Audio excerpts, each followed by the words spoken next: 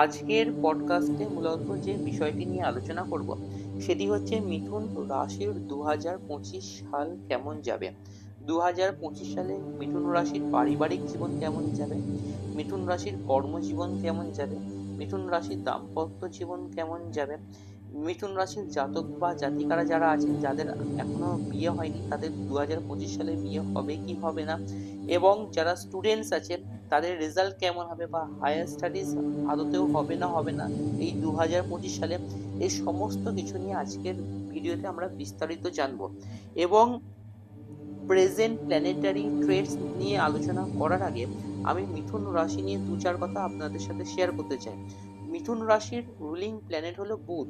বুধ বা মার্কারি, এবং মার্কারিকে বলা হয় প্ল্যানেট অফ কমিউনিকেশন বা প্ল্যানেট অফ ইন্টারাকশন। তাই মিথুন রাশির জাতক বা জাতিকারা যারা আছেন তাদের যদি বুধ গ্রহ ভালো হয় তো দেখা গেছে এইসব জাতক বা জাতিকার মধ্যে কিন্তু যথেষ্ট ইন্টারঅ্যাক্টিভ স্কিলস বা যথেষ্ট কমিউনিকেটিভ স্কিলস কিন্তু কাজ করে, এবং এদের মধ্যে কিন্তু প্রভূত বাক পটুত্ব লক্ষ্য করা যায়।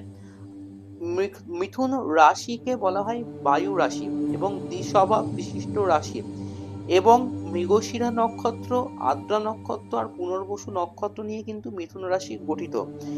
মিথুন রাশি মৃগশিরা নক্ষত্র যাদের, এবং মৃগশিরা নক্ষত্রের রুলিং প্ল্যানেট হলো মঙ্গল বা মার্স, আর এই মার্স যদি মিথুন রাশির জাতক বা জাতিকার ন্যাটাল চার্টে ভালোভাবে অবস্থান করে এবং মার্সেরই যদি মহাদশা চলে তো দেখা গেছে সেই সব জাতক বা জাতিকার কিন্তু যথেষ্ট ভূ সম্পত্তি লাভ হয়, এবং এরা কিন্তু যথেষ্ট সাহসী হয়। এদের মধ্যে প্রচন্ড courage, strength of mind, inner spirit বা ডিটারমিনেশন কিন্তু লক্ষ্য করা যায়।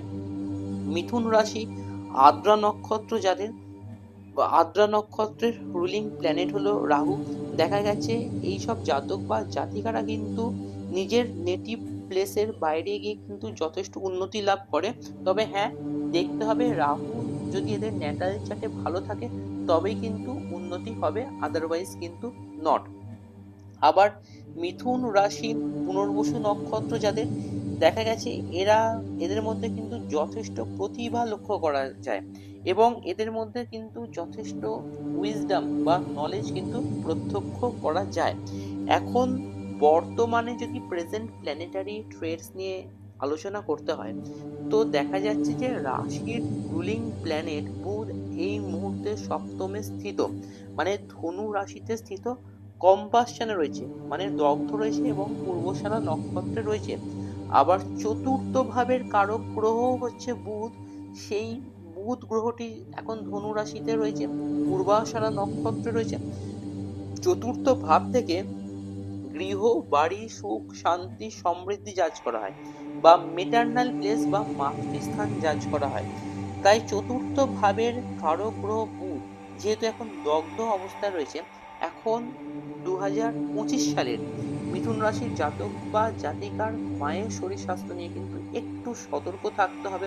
বিশেষ করে অ্যাংজাইটি বা অযথা কোনো টেনশন, এই সমস্ত ব্যাপারে কিন্তু একটু কেয়ারফুল থাকতে হবে, বা নার্ভ রিলেটেড কোনো প্রবলেম বা লোয়ার অ্যাবডোমেন রিলেটেড কোনো প্রবলেম থেকে কিন্তু কেয়ারফুল থাকতে হবে।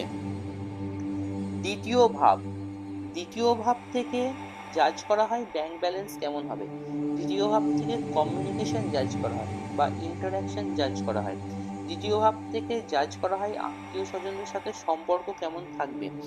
এবং এই দ্বিতীয় ভাবে এখন মঙ্গল স্থিত রয়েছে কর্কট রাশিতে, এবং রেট্রোগেড মোশনে রয়েছে, পুনর্বসু নক্ষত্রে রয়েছে, এবং মঙ্গলের ঠিক অপোজিট অ্যাক্সিসে এখন সান বা রবি রয়েছে, উত্তরসারা নক্ষত্রে রয়েছে। সানকে কিন্তু অগ্নিকারক গ্রহ বলা হয়। আবার যেহেতু দ্বিতীয়ভাবে এখন মঙ্গল নিচস্থ রয়েছে, মিথুন রাশির জাতক বা জাতিকাদের কিন্তু টনসিলাইটিস রিলেটেড কোনো প্রবলেম বা ফ্যারেঞ্জাইটিস রিলেটেড কোনো প্রবলেম থেকে কেয়ারফুল থাকতে হবে। নট অনলি দ্যাট, আত্মীয় স্বজনদের সাথে সম্পর্ক থেকে কিন্তু খুব সতর্ক থাকতে হবে, বা শোল্ডার বা হ্যান্ড রিলেটেড কোনো ইনজুরি থেকে কিন্তু খুব কেয়ারফুল থাকতে হবে। তৃতীয় ভাবের কারক গ্রহ হচ্ছে রবি, সেই রবি এখন মকর রাশিতে স্থিত রয়েছে। ভাইয়ের শরীর স্বাস্থ্য নিয়ে কিন্তু এই 2025 সালে একটু কেয়ারফুল থাকতে হবে। চতুর্থ ভাব, চতুর্থ ভাব নিয়ে তো আমি একটু আগেই বললাম যে চতুর্থ ভাব থেকে গৃহ, বাড়ি, সুখ, শান্তি, সমৃদ্ধি, বাহন, মেটার্নাল প্লেস বা মাতৃস্থান জাজ করা হয়। এই চতুর্থ ভাবের ওপরে এখন বৃহস্পতির একটা দৃষ্টি লক্ষ্য করা যাচ্ছে। যেহেতু বৃহস্পতির দৃষ্টি লক্ষ্য করা যাচ্ছে 2025 সালের টিল জুন জুলাই অনওয়ার্ডস, মানে জুন জুলাই 2025 অব্দি যেহেতু চতুর্থ ভাবের উপরে বৃহস্পতির একটা দৃষ্টি লক্ষ্য করা যাচ্ছে, মিথুন রাশির জাতক বা জাতিকাদের রিনোভেশন অফ প্রপার্টি হতে পারে, বা ক্রিয়েশন অফ নিউ প্রপার্টি হতে পারে, বা নতুন কোনো ভেহিকেল হতে পারে বাড়িতে, মানে কোনো যানবাহন আসতে পারে, নতুন গাড়ি হওয়ার কিন্তু একটা সম্ভাবনা লক্ষ্য করা যাচ্ছে। পঞ্চম ভাবের কারক গ্রহ শুক্র এখন নবম ভাবে বায়ু রাশিতে স্থিত পূর্ব ভাদ্রপদ নক্ষত্রে এবং শনির সাথে স্থিত, এবং তার উপরে মঙ্গলের একটা অষ্টম দৃষ্টি কিন্তু পড়েছে। পঞ্চম ভাব থেকে সন্তান জাজ করা হয় বা ক্রিয়েটিভ কোনো কিছু জাজ করা হয়। তাই পঞ্চম ভাবের কারক গ্রহ শুক্র যেহেতু বায়ু রাশিতে রয়েছে, সন্তানের কিন্তু দূরে গিয়ে উন্নতি লক্ষ্য করা যাচ্ছে, বা কর্মের জন্য বিদেশে ভ্রমণ কিন্তু লক্ষ্য করা যাচ্ছে।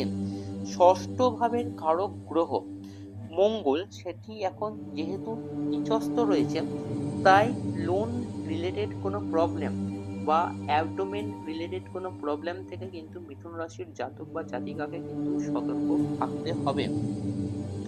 সপ্তম ভাব থেকে স্পাউস জাজ করা হয়, এবং সপ্তম ভাবের কারক গ্রহ বৃহস্পতি এখন দ্বাদশ ভাবে রোহিণী নক্ষত্রে স্থিত। স্পাউসের ক্ষেত্রে যেটা লক্ষ্য করা যাচ্ছে, হঠাৎ করে সাডেন কোনো এক্সপেন্ডিচার হতে পারে, হঠাৎ করে কোনো বড় অঙ্ক ব্যয় হয়ে যেতে পারে, এবং নট অনলি দ্যাট, স্পাউসকে কিন্তু কর্মের জন্য দূরে কোথাও যেতে হতে পারে। অষ্টম ভাবে যেহেতু এখন রবি স্থিত রয়েছে এবং তার উপরে যেহেতু মঙ্গলের একটা দৃষ্টি লক্ষ্য করা যাচ্ছে, মিথুন রাশির জাতক বা জাতিকাকে কিন্তু লোয়ার অ্যাবডোমেন রিলেটেড কোনো প্রবলেম থেকে কেয়ারফুল থাকতে হবে। হ্যাঁ, তবে একটা কথা কিন্তু মাথায় রাখতে হবে, দশা বিংশোত্তরী দশা বা অন্তর্দশা যদি ভালো হয় তাহলে কিন্তু এই জিনিসগুলো হবে না।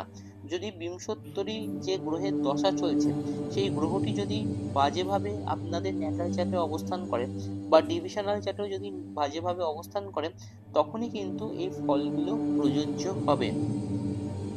নবম ভাব, নবম ভাব থেকে পিতৃস্থান জাজ করা হয়, নবম ভাব থেকে হায়ার স্টাডিজ জাজ করা হয়, নবম ভাব থেকে দূরে কোনো ভ্রমণও জাজ করা হয়, বা নবম ভাবকে ভাগ্যস্থান বলা হয়, ত্রিকোণ স্থান বলা হয়। নবম ভাবে এখন তো শুক্র আর শনি রয়েছে এবং তার উপরে মঙ্গলের একটা ডাইরেক্ট অ্যাসপেক্ট রয়েছে। 2025 সালে 14 ফেব্রুয়ারি থেকে 14 মার্চ মিথুন রাশির জাতক বা জাতিকাকে কিন্তু পিতার শরীর স্বাস্থ্য নিয়ে খুব কেয়ারফুল থাকতে হবে।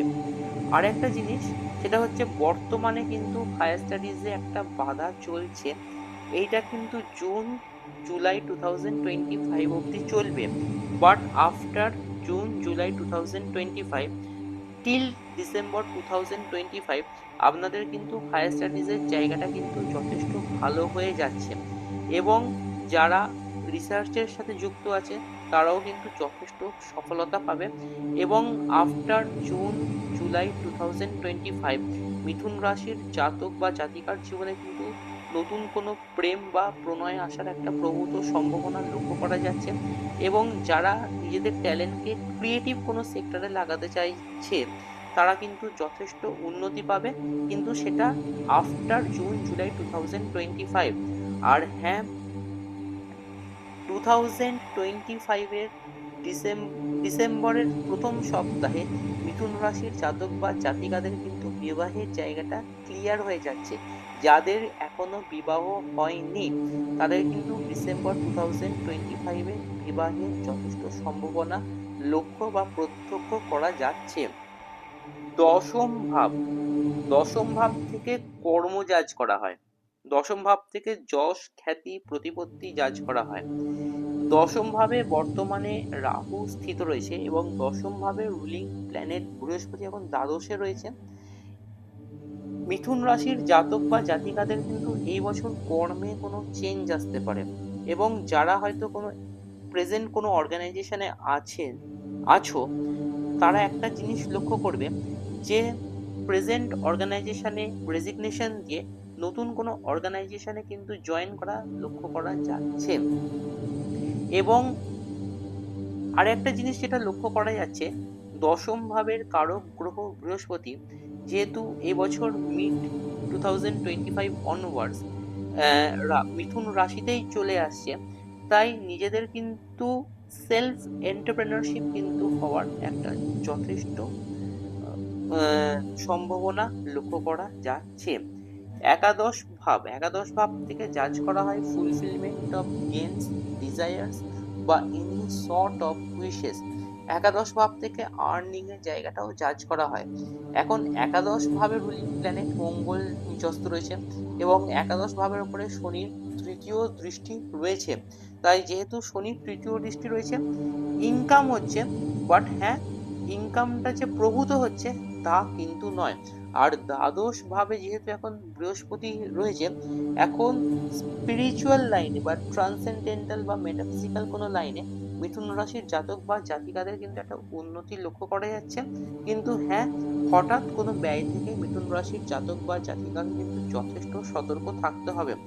এখন রেমিডিয়াল পোর্শনটাকে নিয়ে যদি আলোচনা করতে হয়, এবছরে মিথুন রাশির জাতক বা জাতিকাদের মূলত দুটো ঘর, একটা হচ্ছে দ্বিতীয় ঘর আর নবম ঘর, বছরের শুরুর দিকে কিন্তু একটুখানি ডিস্টার্ব লক্ষ্য করা যাচ্ছে।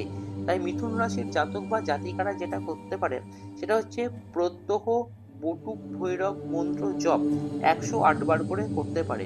মন্ত্রটি হলো ওম হ্রিং বাম বাম বটুকায় আপদ উদ্ধরণং কুরু কুরু বটুকায় হ্রিং ওম নমঃ শিবায়।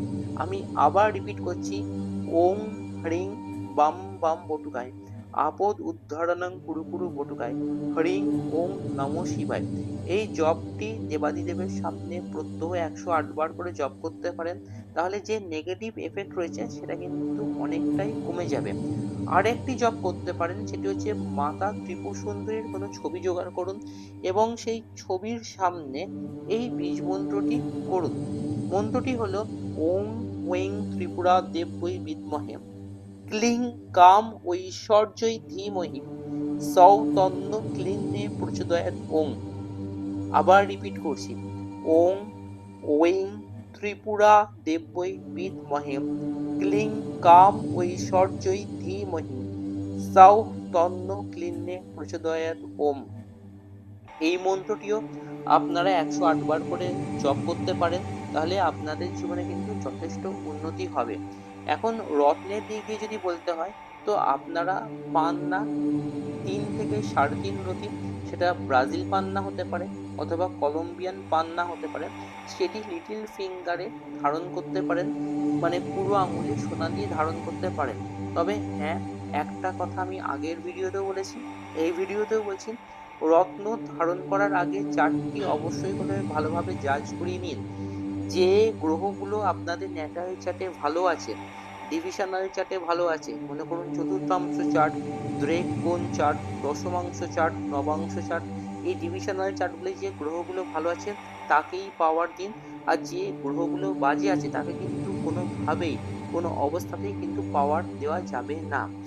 তো ভিডিও শেষ করার আগে একটা কথা বলছি, যারা এখনো চ্যানেলটি সাবস্ক্রাইব করেনি অবশ্যই করে চ্যানেলটি সাবস্ক্রাইব করুন, বেল আইকনটি প্রেস করুন যাতে করে আপনারা নিয়মিত নোটিফিকেশন পেতে পারেন।